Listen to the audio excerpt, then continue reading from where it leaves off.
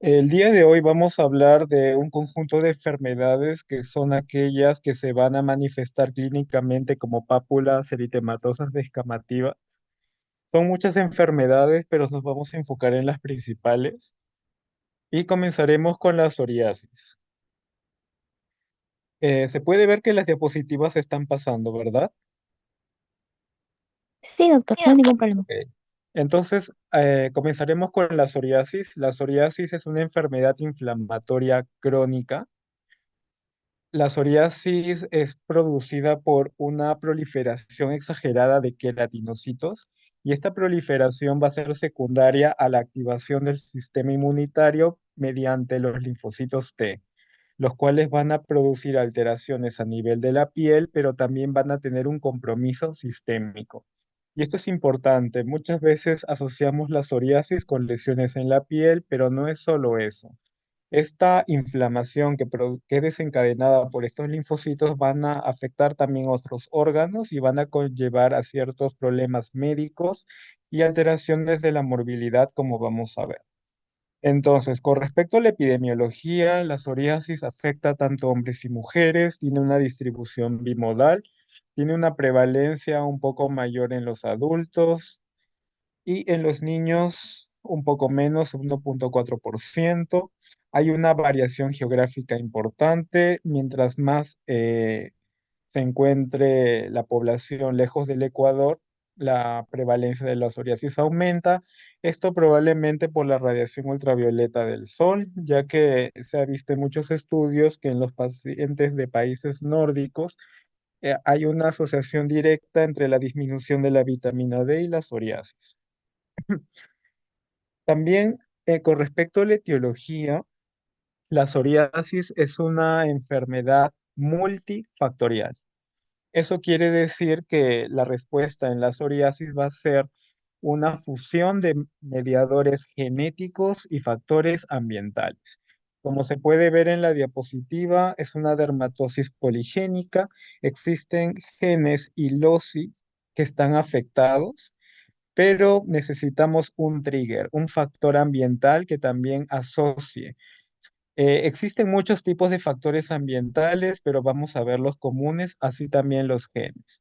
Con respecto a la genética, el 40% de las personas con psoriasis o artritis psoriásica tienen antecedentes familiares de la enfermedad. Hay muchos genes que están asociados, pero el principal es el que va a afectar el cromosoma 6 a nivel del gen SORS1. Este gen SORS1 va a codificar la proteína 1 y también la corneodiosmina, que es una proteína de adhesión de los queratinocitos. Este es el gen que está más asociado. Sin embargo, hay otros, por ejemplo, del complejo mayor de histocompatibilidad, el CBW6 y B17. Otros genes que también se han visto es el gen relacionado a la interleuquina 23, interleuquina 12B, entre otros.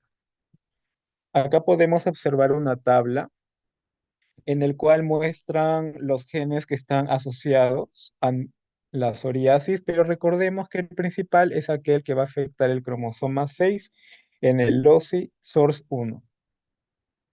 Ah, habíamos mencionado también que existen factores desencadenantes, que son los triggers, dentro de los cuales tenemos infecciones, pueden ser bacterianas, virales, pueden también ser traumas externos, el cual se va a manifestar con fenómeno de Kepner, puede ser el estrés, alteraciones emocionales, el alcohol, el cigarro y también medicamentos. Vamos a detallar rápidamente los principales. Con respecto a los medicamentos, está descrito la asociación de muchos medicamentos con la psoriasis, pero los principales son los cuatro primeros que están en la tabla. A la cabeza, los medicamentos psicoactivos. Aproximadamente el 40% de los pacientes que usan litio por algún trastorno psiquiátrico tienen una exacerbación o aparición de nuevo de lesiones de psoriasis. Y cuando el litio se retira, la psoriasis mejora drásticamente. Otros medicamentos que pueden empeorar o están asociados a la psoriasis son los betabloqueadores, los antimaláricos, algunos AINES y dentro de los antibióticos las tetraciclinas. Con respecto a la fisiopatología es un poco extensa, pero la vamos a tratar de resumir. Entonces, como podemos observar en la diapositiva, existe tanto factores genéticos y ambientales. Entonces, la combinación de estos factores genéticos y ambientales va a activar al queratinocito. El queratinocito va a liberar ciertas proteínas, entre los cuales están los péptidos antimicrobianos. El péptido antimicrobiano que está más asociado es el que está en el gráfico, el LL37.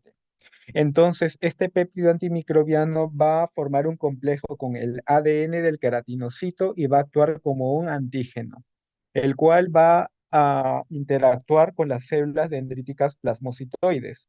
Recordemos a esta célula ya que esta al activarse va a permitir la liberación de las células dendríticas dermales. La célula dendrítica dermal es la célula más importante en la fisiopatología inicial de la psoriasis, ya que esta célula dendrítica va a migrar a nivel del ganglio linfático y va a interactuar con dos interleuquinas, que es la interleuquina 12 y la interleuquina 23. Y recordemos estas dos interleuquinas ya que son bastante importantes, que como vamos a ver después, muchos de los medicamentos que usamos actúan a nivel de esa zona. Entonces, la célula dendrítica, al interactuar con la interleuquina 12 y la interleuquina 23, va a permitir la diferenciación del linfocito TH0 a el TH1 y el TH17. Y como podemos observar en el mismo gráfico, cuando la enfermedad ya está activa, son estos linfocitos TH1 y TH17 que van a permitir la liberación de más interleuquinas y proteínas inflamatorias.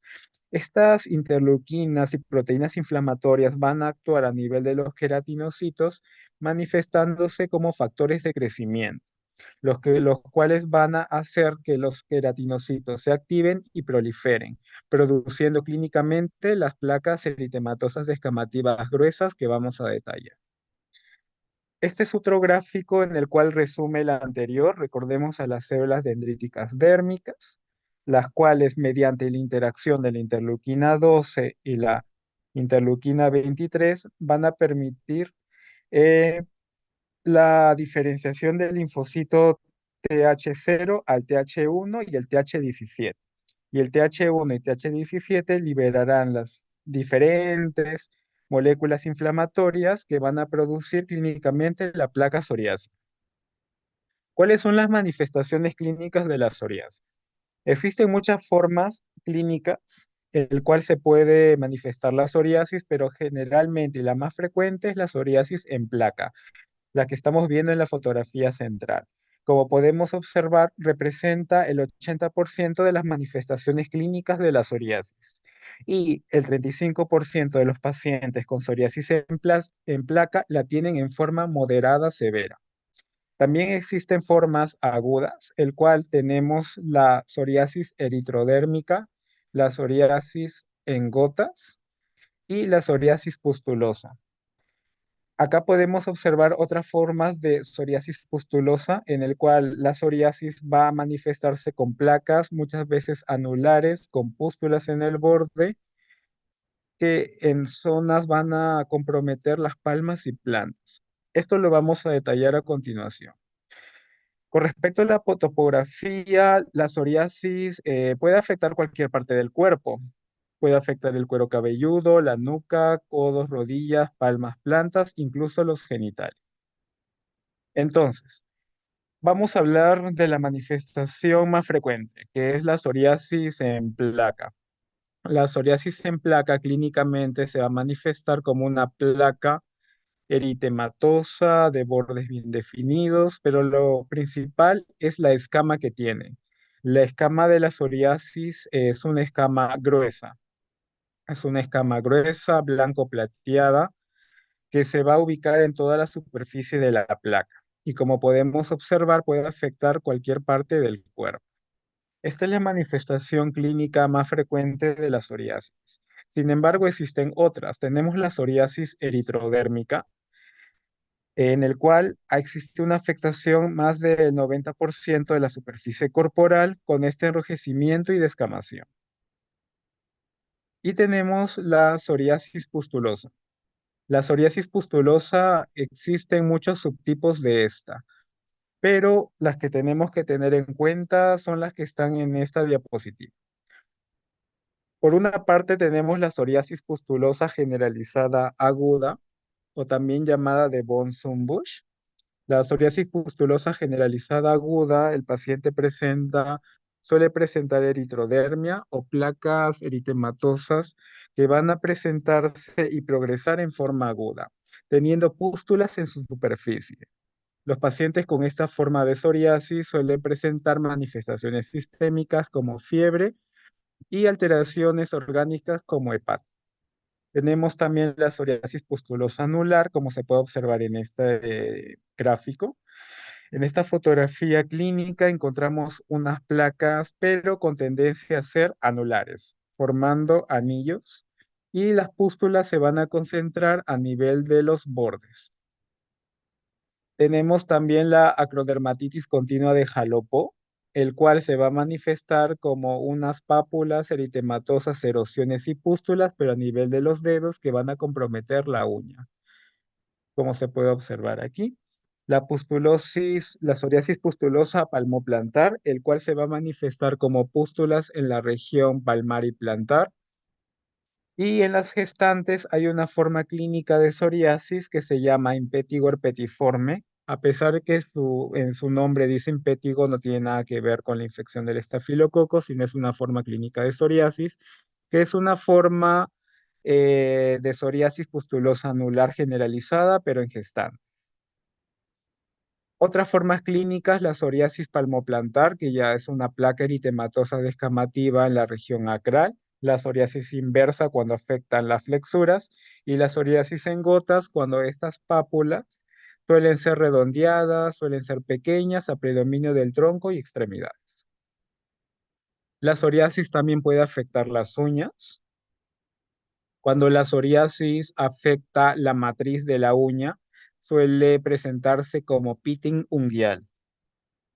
Como se puede observar en la fotografía, el pitting unguial se observa como unos hoyuelos. Estos hoyuelos se van a encontrar en forma desordenada en la uña. Y esto es muy importante porque los diferencia de otras enfermedades que pueden tener pitting, como la alopecia areata. El pitting unguial de la psoriasis es un pitting bastante grosero, sucio y recordemos de distribución no uniforme. Por otra parte, si la psoriasis afecta el lecho de la uña, se va a manifestar con onicolisis. La onicolisis es este despegamiento de la uña.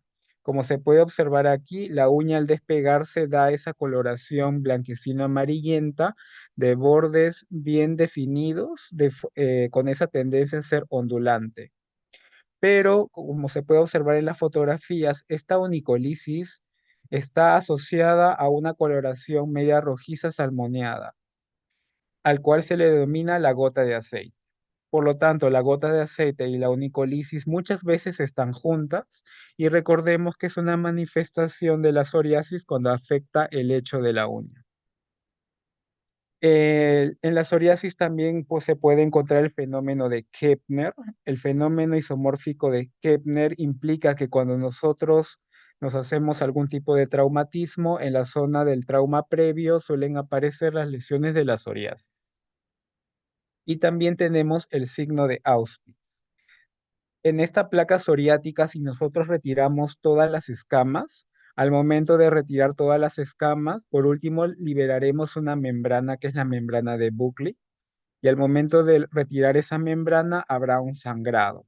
Este sangrado en forma de rocío es un sangrado punteado debido al crecimiento de la vascularización a nivel de las papilas dérmicas, que es un signo muy característico de la psoriasis en placa. ¿Cómo podemos medir la psoriasis? En la clinimetría de la psoriasis se ha visto, se ha tratado de realizar muchas formas de clasificación, pero actualmente usamos parámetros que son muchas veces subjetivos. Actualmente en dermatología consideramos tres parámetros, tres escalas de medición, que es la escala PASI, la escala BSA y la escala DLQI. En la clase de hoy día, obviamente no vamos a memorizar todo esto, pero vamos a tener ciertas cosas en consideración. ¿Cuándo consideramos una enfermedad moderada o severa? En el caso del PASI, como se puede observar en la fotografía, se cuenta cuatro características clínicas, que es el eritema, descamación, induración y extensión, y subjetivamente se va a dar una gradación. Pero hablamos de enfermedad leve cuando el PASI es menor de 10 y cuando es más de 10 es una enfermedad moderada severa. Entonces, acá tenemos la gradación de, por ejemplo, el eritema. Cuando está levemente eritematoso, le damos una clasificación de 1 y cuando está muy rojo, de 4. Asimismo con la descamación, la induración y cada zona topográfica tiene un valor. La sumatoria de estas escalas de eritema, descamación y duración al final es multiplicado por la extensión, como se puede observar acá, y resulta el PASI. Pero lo principal que tenemos que tener en cuenta es que eh, para consenso de tratamientos, tomamos una psoriasis leve cuando es menos de 10 y moderada severa cuando es un PASI más de 10. Asimismo, tenemos otras formas de medición que es el BCA. En el caso de esta forma de clinimetría del BCA, igual que el PASI, tomamos una consideración de más de 5% moderada y más de 10% severa. Y con respecto al DLQI, el DLQI mide la calidad de vida del paciente. Normalmente al usar el DLQI se usa encuestas para observar cuánto afecta en la vida cotidiana la psoriasis. Y de la misma manera se toma un valor de 10 para clasificar a la psoriasis de moderada a severa. Si tenemos estas tres clinimetrías juntas, podemos concluir que tanto el PASI, el BCA y el DLQI necesitan un puntaje más de 10 para considerar a la psoriasis de moderada a severa. Y este es un dato muy importante porque a partir de esta medición, cuando es más del 10, tanto PASI, BCA o DLQI, solemos tratar o realizar tratamientos sistémicos. ¿Cuáles son las comorbilidades de la psoriasis? Habíamos mencionado que la psoriasis es una enfermedad que va a afectar todo el cuerpo, debido a que la inflamación no solo va a estar en la piel, sino va a actuar también a nivel de otros órganos, principalmente en el endotelio a nivel arterial. Los pacientes que tienen psoriasis tienen mayor riesgo a tener procesos de formación de placas de ateroma y por lo tanto DCBs e infartos. También está asociado a procesos metabólicos, esteatosis hepática no alcohólica, entre otros. Aquí en este gráfico podemos observar las comorbilidades generales de la psoriasis. Por una parte tenemos compromiso vascular, por ejemplo, en el caso de la hipertensión arterial, también puede estar asociado a enfermedad renal crónica, obesidad, trastornos metabólicos, muy raras veces a enfermedad inflamatoria intestinal. Y cuando la psoriasis está asociada a la enfermedad inflamatoria intestinal, generalmente lo hace en su variedad pustulosa. También se ha visto que hay una asociación con los procesos de malignidades, especialmente el NM de colon, en un riesgo aproximada un 41% aumento de riesgo por este tipo de malignidad. Habíamos mencionado que también afectan a nivel vascular, los procesos cardiovasculares isquémicos en un 13%, la estatosis hepática no alcohólica, la diabetes en un 12% y también en muchos estudios trastornos emocionales psiquiátricos. Se menciona que los pacientes con psoriasis, aproximadamente más del 20% presentan síntomas depresivos y actualmente se ha hecho un estudio con respecto a la ideación suicida, encontrándose un 72% de esta misma en estos pacientes. Ok, acá hemos resumido las comorbilidades. También hay compromiso articular, la artritis psoriásica puede estar asociada a otras enfermedades como la enfermedad intestinal inflamatoria. Hay una disregulación metabólica, tanto obesidad, diabetes, enfermedades cardiovasculares, hipertensión, las malignidades, los tumores malignos, a predominio del NM de colon, aunque también se ha visto con algunos linfomas y trastornos psiquiátricos, depresión, ansiedad y alteraciones del sueño. ¿Cuál es el tratamiento de la psoriasis? Al ser una enfermedad que tiene un compromiso sistémico, pues el tratamiento será multifactorial. Entonces vamos a tener la necesidad de que muchos especialistas traten al paciente psoriático. Por nuestra parte, vamos a tratar las lesiones visibles en la piel, pero necesitamos la ayuda de cardiología, endocrinología, también atención primaria. Tiene que ver también una ayuda por parte de psicólogos, psiquiatras, reumatólogos, de compromiso articular, gastroenterólogos, de haber algún tipo de compromiso hepático y muchas veces, y es necesario el tratamiento no solo del paciente, sino de la familia. Generalmente para que tanto la familia apoye emocionalmente al paciente con psoriasis. ¿Cuáles son los tratamientos en la psoriasis? Los tratamientos actualmente cada vez hay más novedades, pero vamos a resumirlo en estos cuatro tipos de tratamientos. Los tratamientos tópicos, la fototerapia, los tratamientos sistémicos y los tratamientos biológicos. Dentro de los tratamientos tópicos tenemos los corticoides, los retinoides, los análogos de la vitamina D y los derivados del carbón, en este caso el alquitrán de hulla. Con respecto a la fototerapia, tenemos la fototerapia UVB de banda estrecha y la que usa soralenos y radiación ultravioleta A, que es el PUVA. Los tratamientos sistémicos, el metotrexate, el acitretin y la ciclosporina, y los biológicos que van a actuar a nivel de las interleuquinas que habíamos mencionado en la fisiopatología, la interleuquina 12 y la interleuquina 23, y también a nivel del factor de necrosis tumoral alfa. Como cualquier tratamiento pueden tener desventajas. Por ejemplo, los tratamientos tópicos muchas veces los pacientes no lo pueden hacer. Ahí no hay una gran adherencia, especialmente cuando el uso del tratamiento tópico es más de una vez al día. Con respecto a la fototerapia, también tiene la desventaja que el paciente tiene que acudir al hospital o al centro médico por lo menos 3 a 5 veces a la semana. Muchas veces por el trabajo los pacientes no pueden hacer esto y también la fototerapia en cierto tipo de pacientes puede estar asociado a la formación de carcinoma espinocelular o melanomas. Con respecto a los tratamientos sistémicos, muchos de estos medicamentos como el metrotexate, el acitretin o la ciclosporina tienen efectos adversos, como lo vamos a ver después. Y con respecto a los biológicos, si bien los biológicos son grandes medicamentos con bastante seguros, pues siguen siendo muy costosos y también muchos de ellos pueden producir inmunogenicidad. Eso quiere decir que a mayor tiempo que el paciente esté usando un biológico, hay un riesgo que el cuerpo forme anticuerpos contra el biológico y su eficacia sea menor en el tiempo. Comenzamos con la terapia tópica. Entonces, con respecto a la terapia tópica, solemos utilizar hidratantes y emolientes, debido a que la piel del paciente es una piel gruesa y seca. Esta sequedad puede dar picazón. El paciente al rascarse pues puede formar un fenómeno de Kepner o también producir lesiones que produzcan erosiones y por lo tanto más picazón, haciendo que el paciente se siga rascando, algo así como un círculo vicioso.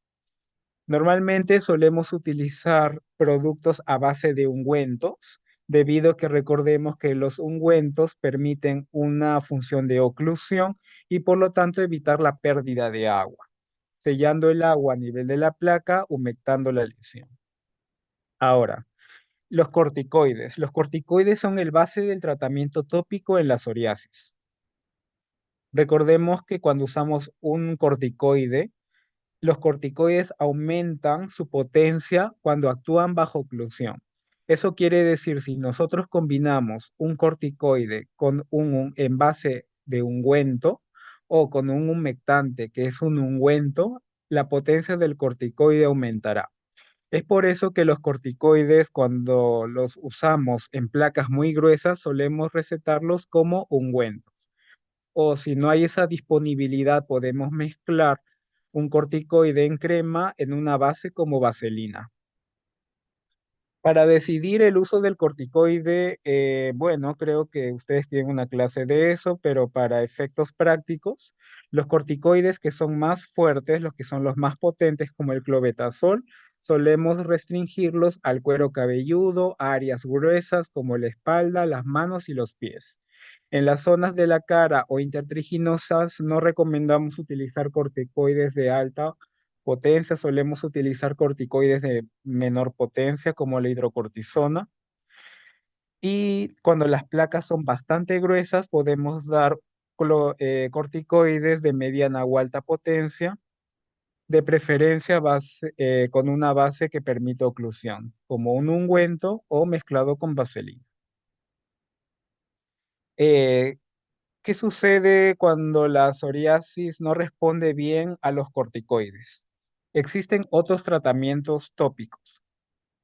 Estos otros tratamientos tópicos suelen ser los análogos de la vitamina D, en el cual tenemos el calcitriol, el calcipotrieno, el calcipotriol, entre otros. Aunque en nuestro medio solemos recetar el calcipotriol. El calcipotriol, cuando se mezcla con un corticoide, potencia también el efecto del corticoide, además que tenemos el efecto de la vitamina D. La vitamina D es un antiinflamatorio y a diferencia de los corticoides, pues no tienen sus efectos adversos. Y se ha visto en muchos estudios que al mezclar un corticoide de mediana o alta potencia con un análogo de la vitamina D, el corticoide potencia su efecto sin empeorar sus efectos adversos. En nuestro medio solemos recetar el calcipotriol combinado con la betametasona. Otros tratamientos tópicos suelen ser el alquitrán de hulla, el cual de repente muchos lo hemos visto a base de shampoos. Los shampoos de alquitrán de hulla los solemos recetar en la psoriasis del cuero cabelludo. También se puede usar retinoides tópicos como el tazaroteno y también inhibidores de la calcineurina como el tacrolimus, especialmente en áreas de la cara o en flexuras. Ok, ¿qué sucede si el tratamiento tópico falla? Si el tratamiento tópico falla, tenemos la posibilidad de utilizar fototerapia localizada. Y se ha visto que los pacientes que usan fototerapia y tratamiento tópico a la par, el tratamiento es mucho mejor, con mejores resultados. Ahora, ¿qué sucede si el paciente ha utilizado tratamientos tópicos, ha utilizado fototerapia y no hay una buena respuesta? Para eso está el tratamiento sistémico. La terapia sistémica convencional, entonces, tiene ciertos criterios. Uno de esos criterios es la mala respuesta a la terapia tópica. Sin embargo, tenemos otros criterios. Y aquí entra lo que les mencioné en las diapositivas anteriores. Cuando el PASI, el DLQI es más de 10, es decir, cuando hablamos de una enfermedad moderada severa, y el BCA cuando es más de 5, es decir, cuando es una enfermedad moderada. Si clinimétricamente tenemos esta gradación de la psoriasis, es otra opción para decidir el tratamiento sistémico. También es importante cuánto afecta la calidad de vida del paciente. Por ejemplo, actualmente en las guías, si la psoriasis afecta alguna área visible del cuerpo o si limita funcionalmente al paciente o afecta gran la calidad de vida, también es una indicación de la terapia sistémica convencional. La terapia sistémica también se usa cuando la psoriasis compromete las articulaciones, es decir, hay una artritis psoriásica de por medio, cuando tenemos una psoriasis pustulosa o una psoriasis eritrodérmica. También si hay alguna comorbilidad hepática, renal o síndrome metabólico. ¿Cuál es el tratamiento sistémico convencional? Como hemos visto en las diapositivas anteriores, es el uso del metotrexate, ciclosporina y acitretin, que son los medicamentos que de repente ustedes han visto que solemos recetar en la consulta médica. Eh, Estos tres medicamentos pues tienen sus pros y tienen sus contras. Vamos a hablar rápidamente de cada uno y comenzaremos con el metotrexate. El metrotexate es un medicamento que va a bloquear la síntesis del ADN, pero tiene un inconveniente: inhibe el hidrofolato reductasa. ¿Eso qué quiere decir? Que cuando usemos metrotexate va a haber una disminución a la par de los niveles del ácido fólico. Es por tanto que siempre que recetamos metrotexate tenemos que usarlo con ácido fólico. La dosis de metotrexate es de 12,5 a 25 miligramos a la semana, que solemos recetarlo entre 1 a 2 días a la semana, divididos en 12 horas o en 24. El metrotexate es un medicamento muy barato. Es por eso que solemos recomendarlo en primera instancia. El metotrexate es un inmunosupresor. Eso quiere decir que el paciente debe tener cierto cuidado, eh, tratar de consumir alimentos que sean sancochados, evitar la exposición a pacientes a otras personas que estén enfermas, entre otros. La ciclosporina, por otra parte, es un inmunosupresor selectivo, ya que va a inhibir a los linfocitos T, especialmente disminuyendo la segregación de interleuquina 2 e interferón gamma. La dosis de ciclosporina es de 3 a 5 miligramos por kilo peso. Sin embargo, solemos iniciar con dosis bajas, menos de 3 miligramos, y vamos subiendo la dosis hasta 5 dependiendo de los controles. La ciclosporina, igual que el metrotexate, son inmunosupresores. Es por eso que tenemos que tener cuidado en los pacientes que tengan tuberculosis latente o alguna otra infección, porque podríamos hacer que esa tuberculosis latente se active. Y por otra parte tenemos el acitretín. El acitretín es un derivado de la vitamina A, tal igual como la isotretinoína. Así que tienen, bueno, muy parecidos sus efectos adversos. Tal igual que la isotretinoína, que habrán visto que se usa en acné, pues puede producir alteraciones del colesterol, triglicéridos y alteraciones hepáticas. Algo que diferencia el acitretín del metrotexate y la ciclosporina es que el acitretín no es un inmunosupresor. Eso quiere decir que los pacientes que tienen alguna infección latente pueden beneficiarse con el uso de acitretín, a diferencia del metotrexate y la ciclosporina, que deberíamos tener un poco más de cuidado. Sin embargo, el acitretín tiene una desventaja: no actúa a nivel de la artritis psoriásica. Si el paciente tiene artritis psoriásica, pues acitretín no será una opción. Necesitaríamos utilizar metotrexate o ciclosporina. Algo importante también que tenemos que tener en cuenta de estos medicamentos son sus efectos adversos y su inicio de respuesta. ¿Cuál actúa más rápido? Como se puede observar en la tabla, la ciclosporina es el medicamento que actúa más rápido. Si nosotros queremos controlar una psoriasis más rápido, pues la ciclosporina sería de la de recomendación. En un segundo puesto está el acitretín y el metrotexate en tercer puesto por ser el medicamento más lento. El metrotexate también puede tener alteración, puede tener un compromiso hepático, así que tenemos que tener ciertos controles laboratoriales. A la cabeza, la función hepática. La ciclosporina, por otra parte, tiene un gran compromiso renal. Además que tenemos que hacer ciertos controles laboratoriales, lo más importante es siempre indagar la función renal, tal igual como está resaltado en la tabla. Y también la medición de ciertos electrolitos como el magnesio y el potasio. Y con respecto a la citretín, tal igual que la isotretinoína, pues siempre estar viendo el perfil lipídico y también el perfil hepático. ¿Qué sucede si las terapias sistémicas convencionales fallan? Para eso se han instaurado tratamientos modernos que son la terapia biológica, el cual son moléculas generadas ya por biología molecular, en el cual van a actuar directamente a nivel de ciertas interleuquinas, que como habíamos mencionado, son la 2 y la 23, las cuales se ha detallado en la fisiopatología. Podemos subclasificar a estos biológicos en los biológicos convencionales, los que antes se utilizaban, que son los inhibidores del factor de necrosis tumoral alfa, y los biológicos modernos. Los biológicos modernos van a actuar a nivel de la interleuquina 12-23, la interleuquina 23 y también a nivel de la interleuquina 17. Entonces, ¿cuáles son los criterios para la terapia biológica? Según la FDA, cuando el paciente tiene placas con un PASI 75, según la Agencia Europea de Medicamentos, cuando hay efectos adversos a los tratamientos sistémicos, hay una mala respuesta o hay contraindicación de algún tratamiento sistémico previo.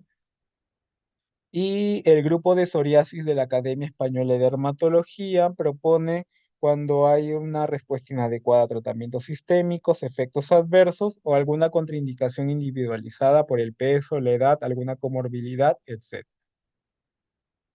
Aquí podemos resumir los tratamientos cuando tenemos una psoriasis moderada severa y tenemos algunos biológicos de primera y segunda elección.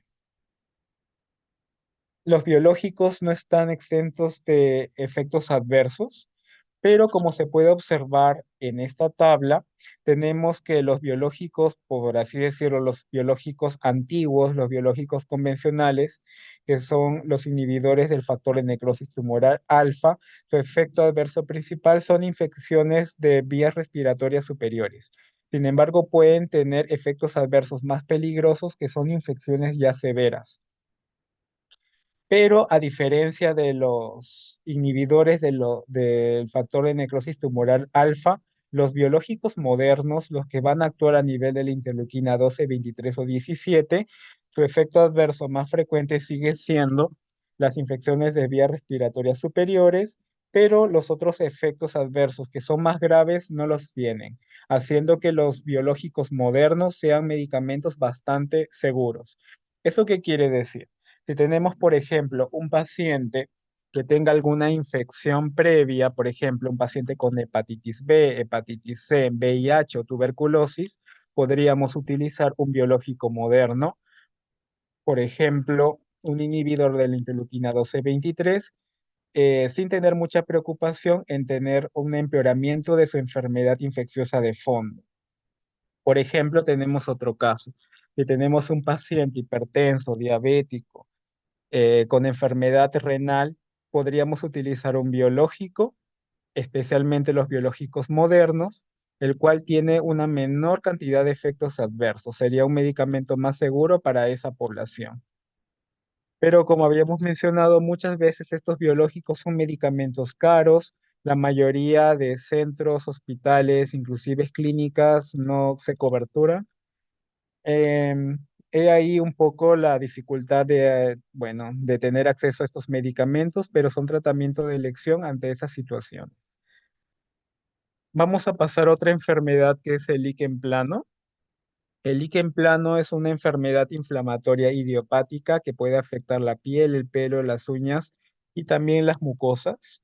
Afecta con más frecuencia a los adultos de mediana edad y la etiología tampoco no se conoce muy bien, pero como se puede observar en esta tabla, también es producto de una respuesta de citotoxicidad por antígenos. Estos antígenos pueden ser virales, medicamentosos de contacto o tumorales.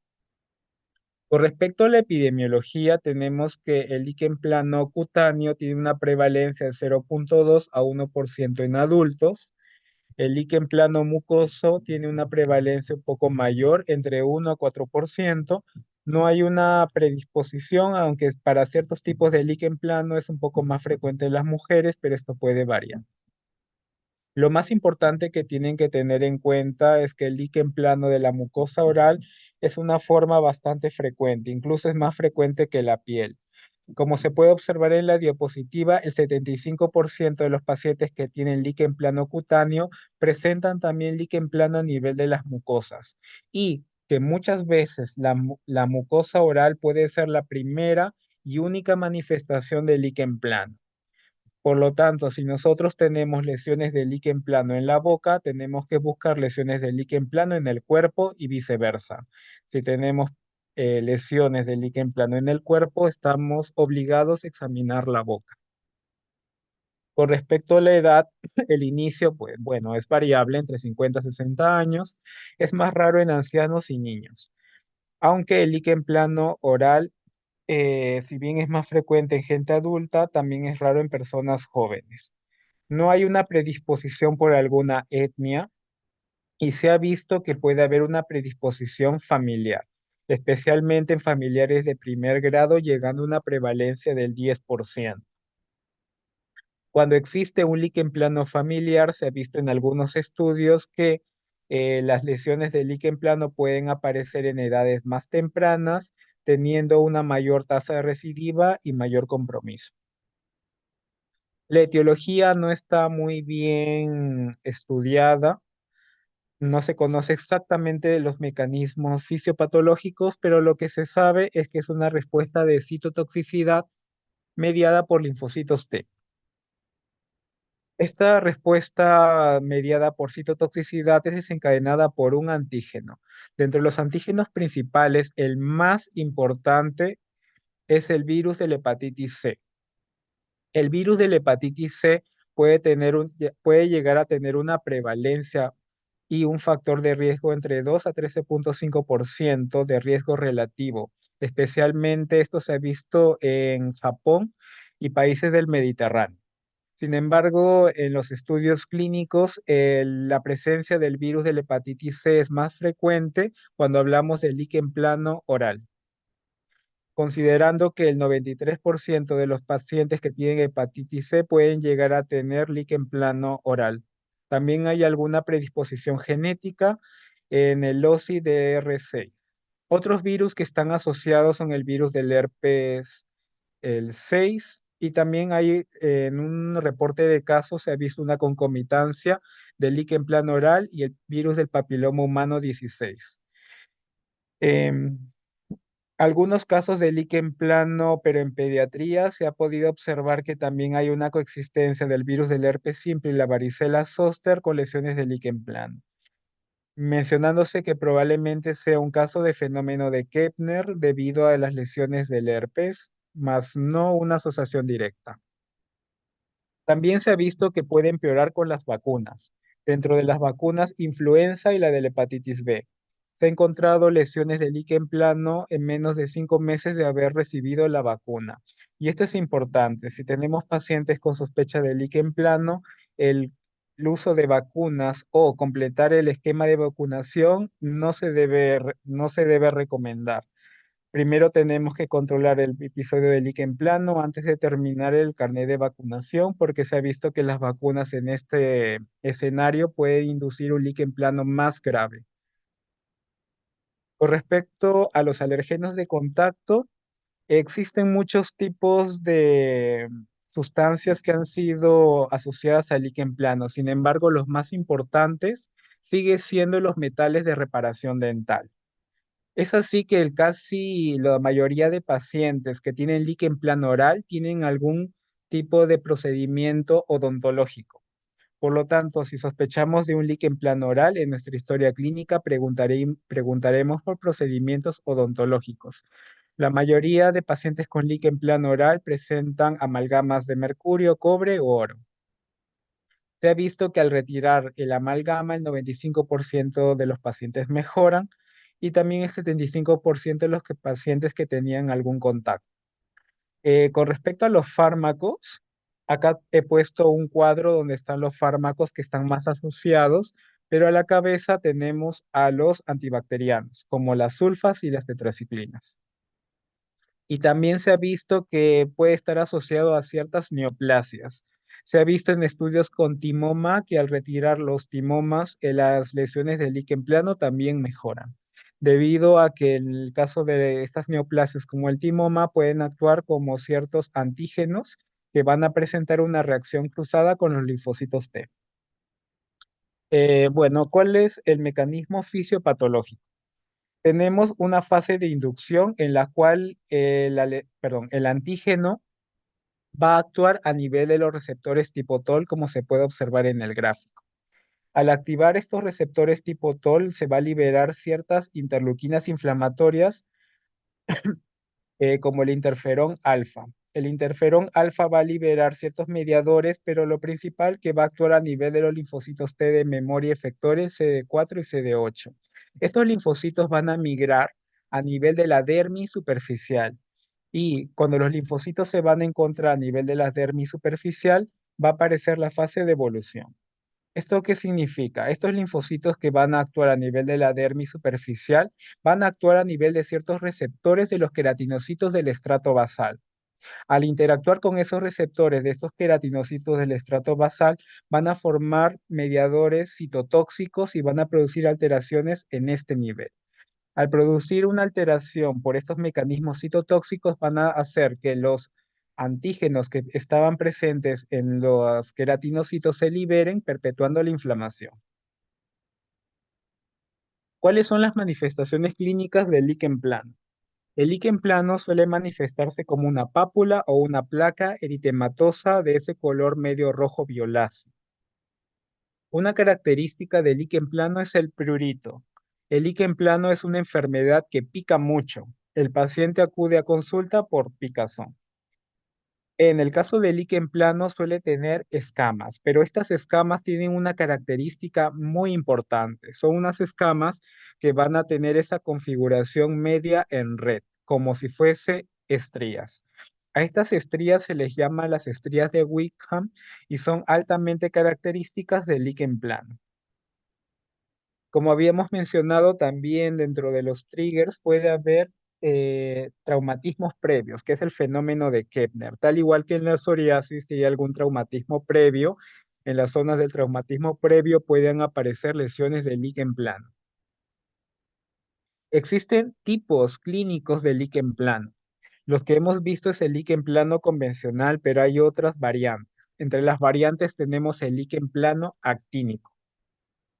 El líquen plano actínico, también llamado líquen plano tropical o subtropical, suele ocurrir en pacientes más jóvenes, pero va a afectar las zonas expuestas al sol, como la cara, el escote, los antebrazos, el dorso de las manos.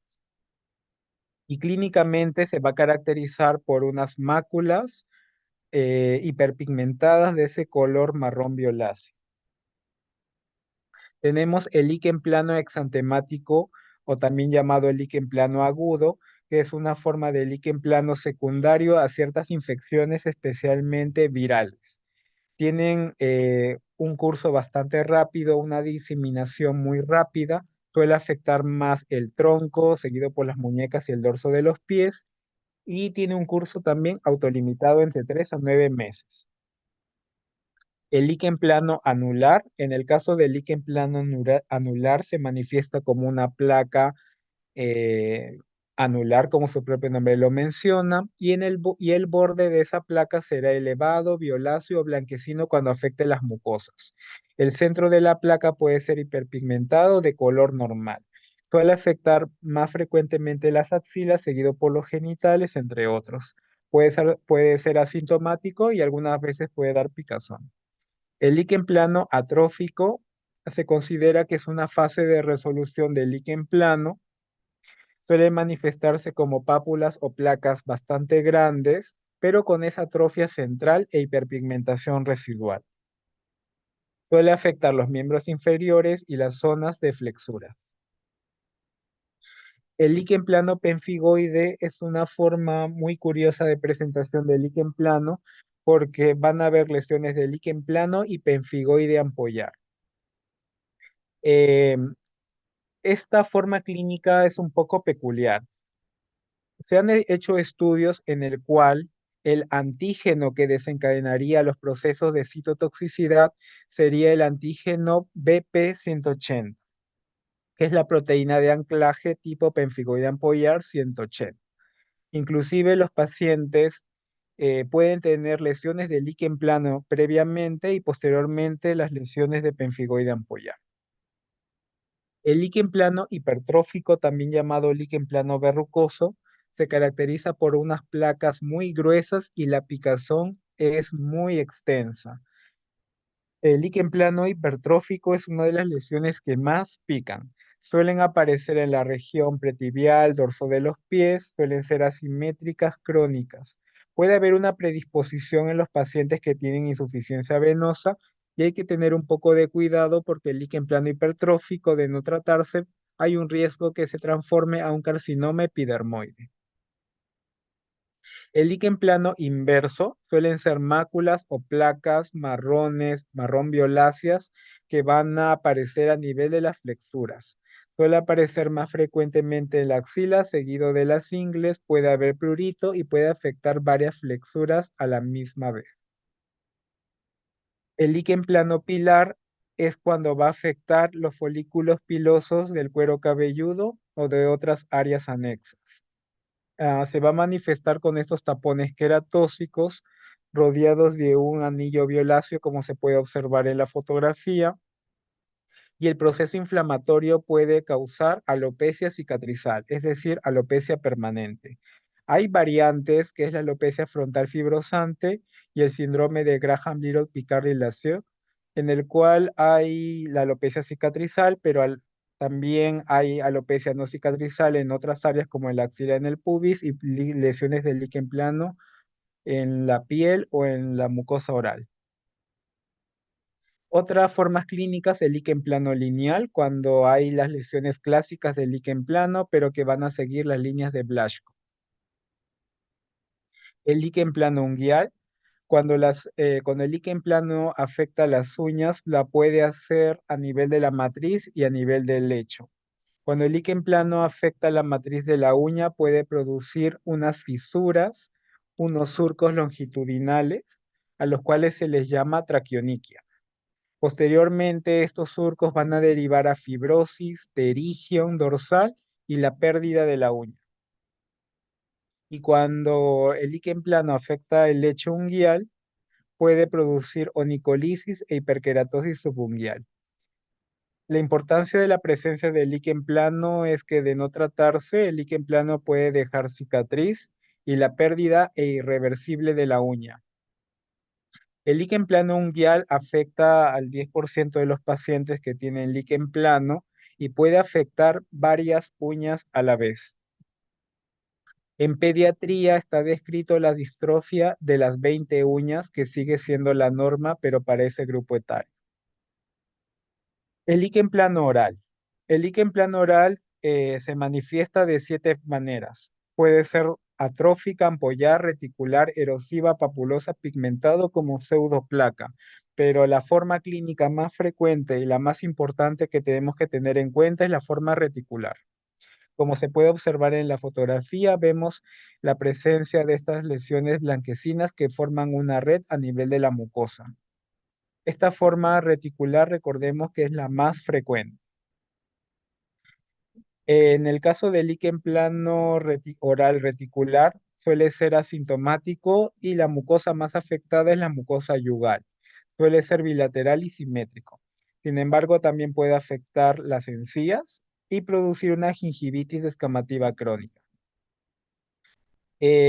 También puede estar asociado a compromiso de otras mucosas, como en el caso de la zona vulvovaginal, siendo un síndrome, el síndrome vulvovaginal gingival, el cual puede representar un 70%. En los pacientes fumadores se puede manifestar como una placa blanquecina, el cual se le llama el tipo pseudoplaca, y siempre hay que descartar un carcinoma epidermoide oral.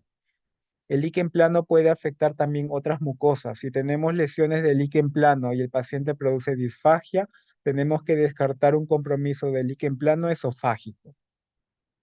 Existe una forma de líquen plano erosivo ulceroso, como podemos observar en la fotografía de abajo, el cual esta forma de líquen plano es la que menos relación tiene con líquen plano cutáneo y suele ser de peor pronóstico, siendo más refractario y no presentando remisión espontánea.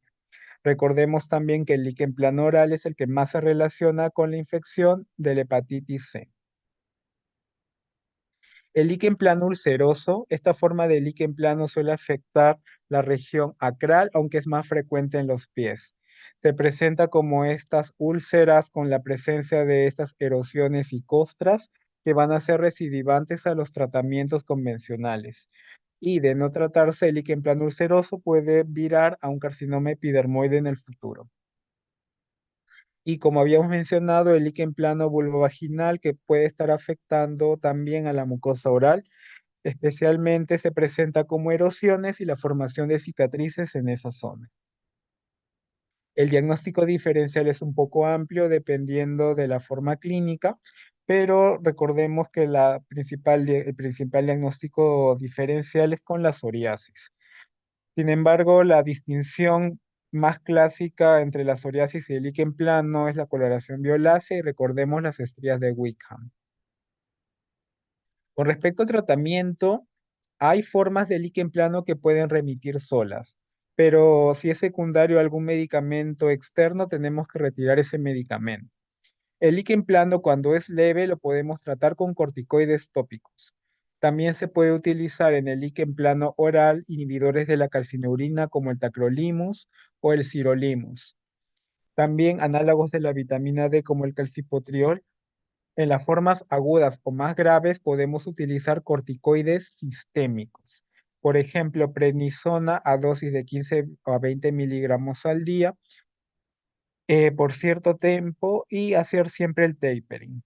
Otros tratamientos para estas formas agudas o graves suelen ser la acitretina, la grisofulvina, el antimicótico que se usa para tiña capitis, también tiene un efecto inmunomodulador y se ha visto respuesta en algunas formas de líquen plano. La hidroxicloroquina muchas veces la usamos en el líquen plano pilar, cuando el líquen plano afecta el cabello. El metrotexate es una muy buena forma de tratar el líquen plano cuando hay lesiones extensas que afectan la boca. Otros tratamientos, la ciclosporina, el tratamiento biológico y la inmunoglobulina y también la fototerapia.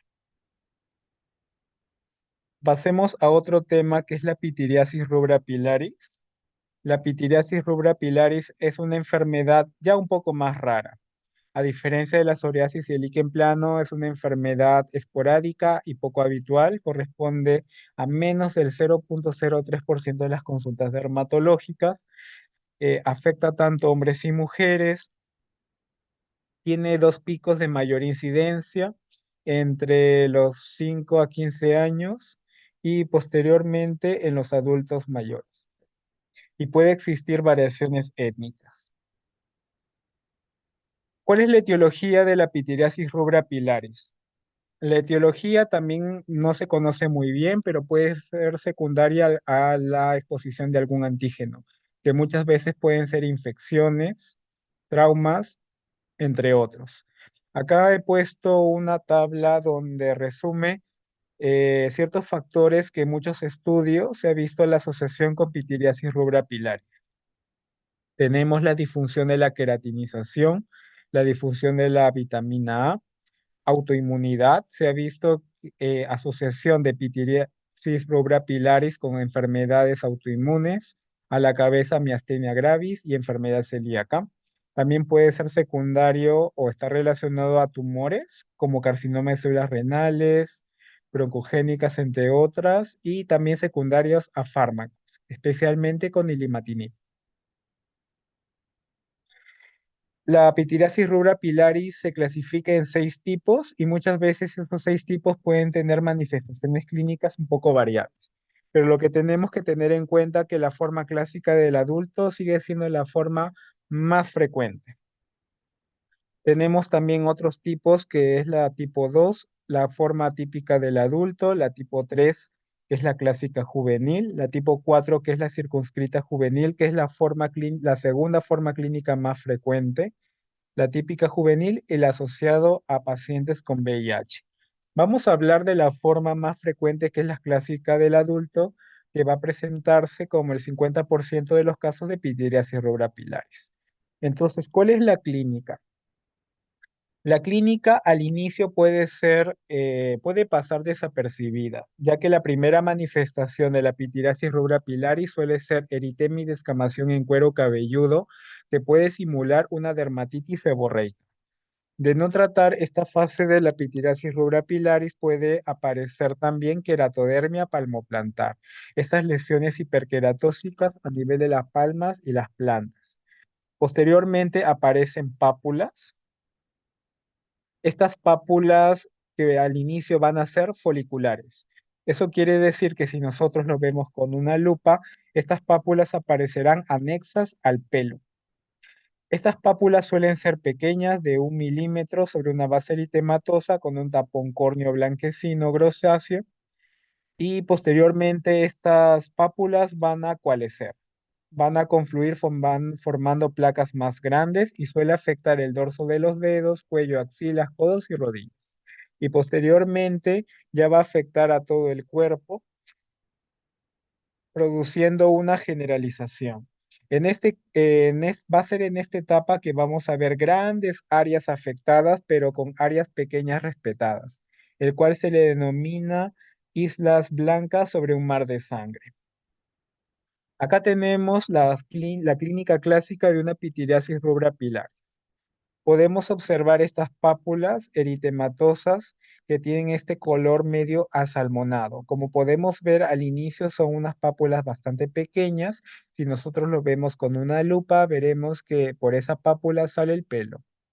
Estas pápulas van a confluir formando placas más grandes, como se puede observar.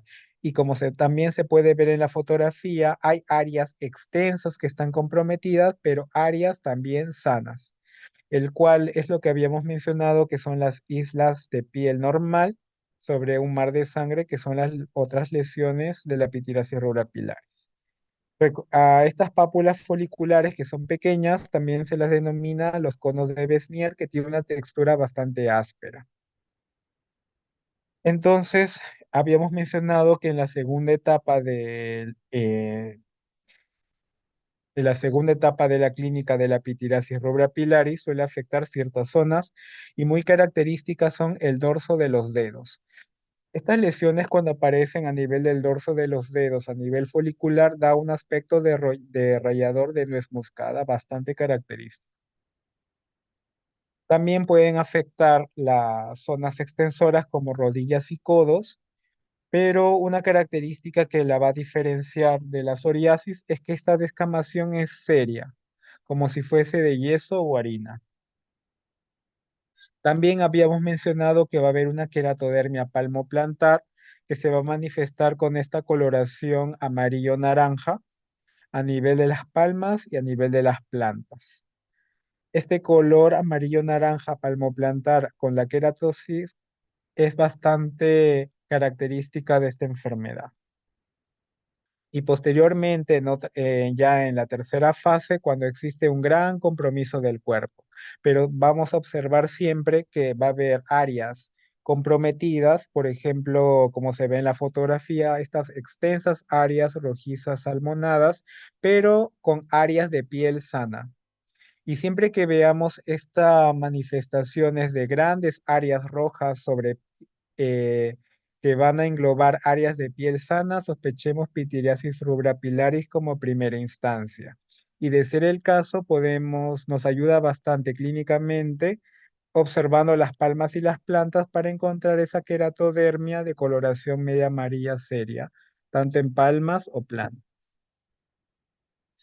Acá podemos observar lo mismo, grandes áreas rojizas con esa coloración media salmonada, pero con áreas blancas de piel respetada. Como habíamos mencionado, en la pitiriasis rubra pilaris no suele afectar el estado general, los síntomas sistémicos son raros, aunque está descrito también la presencia de fiebre y leucocitosis, que es muy raro.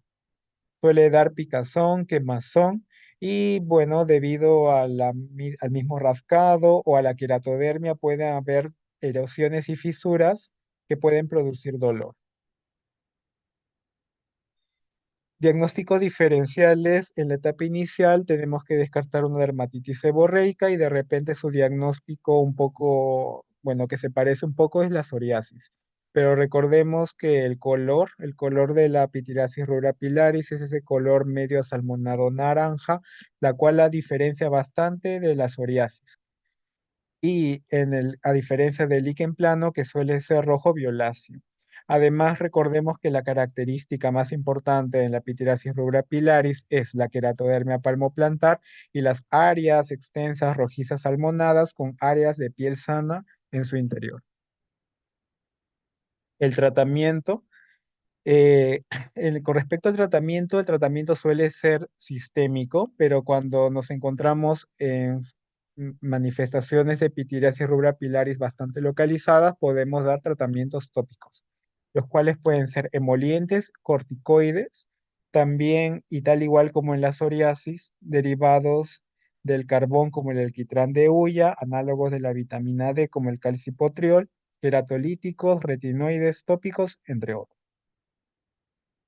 Como habíamos mencionado, normalmente el tratamiento sistémico es la banda del tratamiento de la pitiriasis rubra pilaris y como primera línea tenemos los retinoides sistémicos, la isotretinoína y el acitretin. De no haber respuesta con los retinoides, con la isotretinoína o con el acitretin, solemos utilizar metotrexate y también fototerapia. Otros tratamientos de fallar los anteriores se puede utilizar inhibidores del factor de necrosis tumoral alfa como una tercera línea. Otros inmunosupresores como la ciclosporina no se han encontrado beneficios y algunas veces el uso de la inmunoglobulina endovenosa. Y para terminar, vamos a hablar de la pitiriasis rosada de Gilbert. La pitiriasis rosada de Gilbert es una erupción cutánea aguda, benigna y autolimitada, el cual se va a manifestar con lesiones eritematosas papulodescamativas, pero va a ser de origen viral. Su etiología es por el virus del herpes simple 7. Otros virus pueden ser el 6, el 8, la influenza H1N1. La epidemiología, esta enfermedad es más frecuente en pacientes jóvenes. Es más frecuente en mujeres que varones y suele estar asociado a cambios estacionales y también en pacientes con baja actividad inmunológica. Las manifestaciones clínicas suelen haber pródromos. Estos pródromos son ocasionales, secundarias a la infección viral, las cuales pueden ser cefalea, fiebre, dolor de garganta, astenia, aunque también está asociado con conjuntivitis y diarrea menos frecuente. Después de los pródromos se va a presentar la erupción cutánea. La erupción cutánea típica de la pitiriasis rosada va a ser la erupción de estas lesiones eritematosas papulodescamativas que pueden ser asintomáticas o también pueden picar. La primera manifestación de la pitiriasis rosada es la placa heraldo. La placa heraldo se va a manifestar como una placa normalmente ubicada en el tórax, que va a ser ovalada o redondeada de 4 a 6 centímetros con una descamación en collarete, como lo vamos a ver en las fotografías. Y se va a presentar entre el 50 hasta el 90% de todos los casos de pitiriasis rosada. Después de aparecer la placa heraldo, van a aparecer las otras lesiones secundarias, que suelen ser unas máculas o pápulas más pequeñas, de entre 1 a 2 centímetros, y van a seguir la distribución de las líneas de tensión de la piel, que son las líneas de Langer. Estas van a predominar a nivel del tronco, especialmente en el tronco posterior, y le van a dar una apariencia en pino o árbol de Navidad. Existen también formas atípicas de pitiriasis rosada, especialmente en niños, que pueden afectar la cara, los pliegues, entre otros, como lo vamos a ver. La mucosa oral no suele estar afectada muy frecuentemente, menos del 28% de los casos reportados de pediatría. En adultos esto no ha sido cuantificado y no suele haber sintomatología sistémica. Entonces, esta es la placa Heraldo. La placa Heraldo es una placa ovalada, tiene esos bordes eritematosos, pero va a tener una descamación en collarete. Esta descamación en collarete es un tipo de descamación de arrastre en el cual se va a encontrar por dentro de este borde eritematoso elevado. Acá se puede observar en la fotografía que esta descamación se va a encontrar por dentro del borde, a diferencia de las tiñas donde la descamación se encuentra en la superficie del borde. Y en esta otra fotografía se puede observar las lesiones satélite, las que van a aparecer después de la placa heráldica. Acá solo es para recordar las líneas de tensión de la piel, que son las líneas de Langer, en las cuales van a asentar las lesiones secundarias de la pitiriasis rosada. Habíamos mencionado que existen formas atípicas. Algunas veces no aparecen placas heraldos u otras veces aparece más de una placa heraldo, pero otras veces la placa heraldo puede aparecer en zonas que no son el tronco, por ejemplo, en esta fotografía a nivel acral, como en la planta de los pies. Y las lesiones secundarias pueden afectar otras zonas que no necesariamente son el tronco, por ejemplo, el cuero cabelludo, las ingles, otras flexuras, entre otras. Como podemos observar en la fotografía, acá observamos estas lesiones secundarias, pero a nivel de la flexura. Acá también otras localizaciones no típicas, que son las flexuras del cuello. Hay algunas formas de pitiriasis rosada que solo van a afectar los miembros inferiores. Acá otra manifestación de pitiriasis rosada típica que va a afectar solamente las flexuras. También tenemos formas clínicas atípicas. Normalmente la pitiriasis rosada es una pápula o una placa, pero hay algunas veces que puede ser purpúrica o hemorrágica, urticarial, folicular, vesicular, hipopigmentada, irritada, entre otras. Acá podemos observar estas lesiones papulares. Acá una placa mucho más grande, pero con esa tinción y punteado purpúrico. Y acá tenemos unas placas anulares, pero que tienen vesículas en el borde. Pero a pesar de que tengan vesículas, sigue teniendo esa escama en collarete. Con respecto al tratamiento, la pitiriasis rosada es una enfermedad autolimitada y no precisa de algún tratamiento. Normalmente recetamos cremas emolientes o corticoides tópicos o antihistamínicos para mejorar la picazón que puede o no puede estar presente.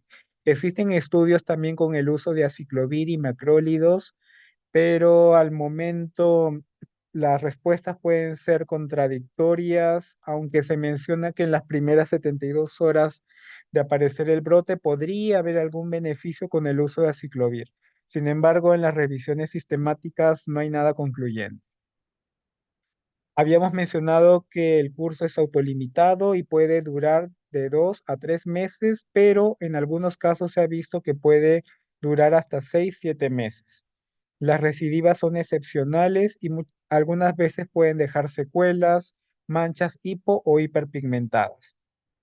Habíamos mencionado que la pitirasis rosada no tiene un compromiso sistémico, solamente sería peligroso en las gestantes porque puede desencadenar abortos espontáneos en el 13 a 30% de las mujeres embarazadas. El diagnóstico de la pitiriasis rosada es clínico. No necesitamos de algún examen de laboratorio para poder hacer su diagnóstico. Sin embargo, tenemos que tener en cuenta sus diagnósticos.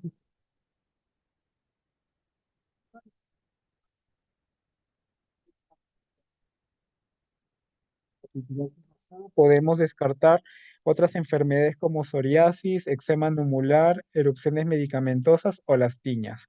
Sin embargo, un diagnóstico diferencial que se parece bastante es la sífilis secundaria. Y tenemos que tener cuidado con este otro diagnóstico, ya que la sífilis secundaria pues no es rara.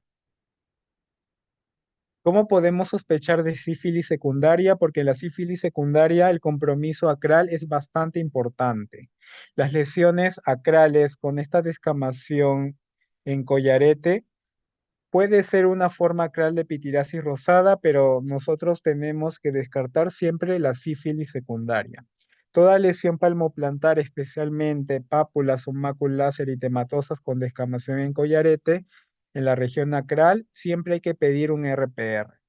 Sería el único caso que podríamos primero pedir un examen de laboratorio como un RPR o un BDRL para descartar sífilis secundaria y posteriormente dejar el diagnóstico de pitirasis rosada, ya que son dos diagnósticos diferenciales que se parecen bastante.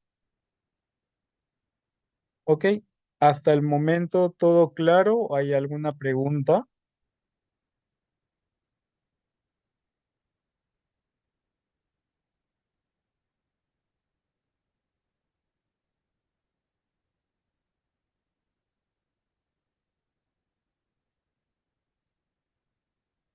Bueno, si todo está claro, entonces sería todo y sería hasta otra oportunidad.